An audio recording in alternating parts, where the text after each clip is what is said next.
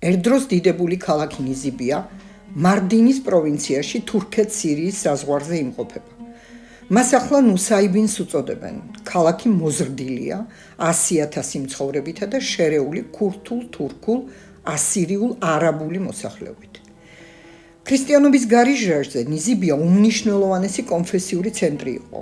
აქ უდიდესი წმინდა მამები მოღვაწეობდნენ, დიდი იაკობ ნიზიბიელი და ეფრემ ასური. ქალაქში ფუნქციონირებდა ღვთისმეტყველების უმაღლესი ნიზიბიური სკოლა, ეგრეთ წოდებული ედესა ნიზიბიური აკადემია, რომელიც მე-4 საუკუნეში ედესაში აღმოცენდა და შემდეგ ნისიბისში განახლდა. ნიზიბინი ბიზანტიური ციხესიმაგრე იყო, მას მიგდონიის ნისიბისს ეძახდნენ და პირველად, როგორც არამეული ქალაქი, მოიხსენიება სირიულ საისტორიო წყაროებში. ეს ხდება ძველი წელთაღრიცხვის მე-10 საუკუნის ბოლოს.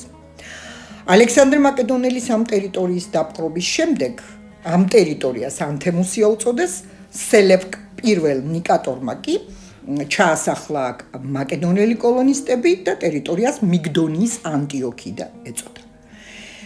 309 წელს ქალაქში უკვე არსებობდა ედესის მიტროპოლიის საეპისკოპოსო კათედრა, ხოლო თვით დიდი იაკობ ნიზიბიელი თავის მოწაფე წმინდა ეფრემ ასურთან ერთად მონაწილეობას იღებდა ნიკეის პირველ მსოფლიო საეკლესიო კრებაზე.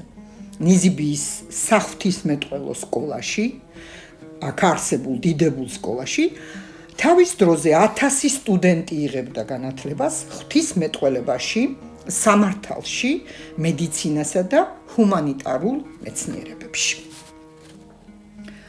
შევდივართ ბაპტისტერიუმის შენობაში, რომელიც ეკლესია და ეხლა, რა თქმა უნდა, კარგახანია გადაკეთებული, ეკლესია აღარ არსებობს. წმინდა იაკობის ეკლესია ნისიბისში ეს ისტორიული ნაგებობაა სირიული მართლმადიდებლობის. არქეოლოგიურმა გათხრებმა დაადასტურა, რომ ეკლესიის შენობა მე-4 საუკუნისაა, თუმცა თავიდან ის აქ არსებული უდიდესი ქრისტიანული ტაძრის ბაპტისტერიუმი იყო. ტაძარი თავად დღეს აღარ არსებობს. უდიდესი იყო ტაძარი უდიდესთა შორის თავის დროზე და მისი დანგრევის შემდეგ ბაპტისტერიუმი გადაკეთდა ტაძრად. ის მოზრდილი ნაგებობაა წმინდა იაკობ ნიზიბიელის სახელობისა. წმინდა იაკობ ნიზიბიელის მიერ არის აგებული სავარაუდოდ 313-320 წლებში და უძველესია დღესდღეობით მესოპოტამიაში. ეკლესია, ეს ყოფილი ბაპტისტერიუმი, პირობითად ორ ნაწილად იყოფა, ესე აღიქმება, ორ ნაწილად არის დაყოფილი, ჩრდილოეთისა და სამხრეთის ეკლესიად, ხოლო შუაში იყო აღმოჩენილი ფრიზი და ამ ფრიზზე ნაპოვნი წარწერით ირკვევა, რომ ის ბაპტისტერიუმია დიდი, უდიდესი ტაძრის, რომელიც აქ ოდესღაც არსებობდა და დაინგრა.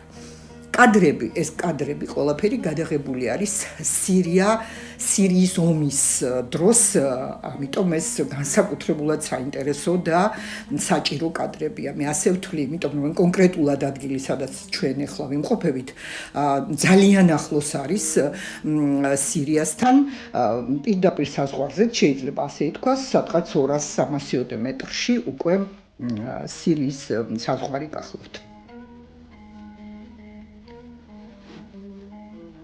ნაგებობის ინტერიერის ერთ-ერთ ნაწილში, იატაკის ქვეშ, განსასვენებელია სარკოფაგით, რომელიც სავარაუდოდ წმინდა იაკობ ნიზიბიელს ეკუთვნის.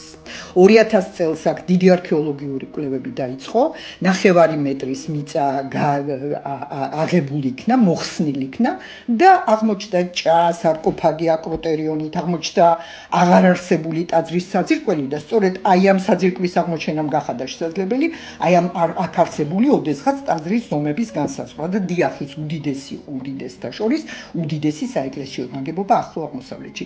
გაითხარა 5000 მეტრი, არქეოლოგიური კვლევები გრძელდებოდა 2014 წლამდე, ამოღებული ნივთები მარდინის მუზეუმშია დაცული.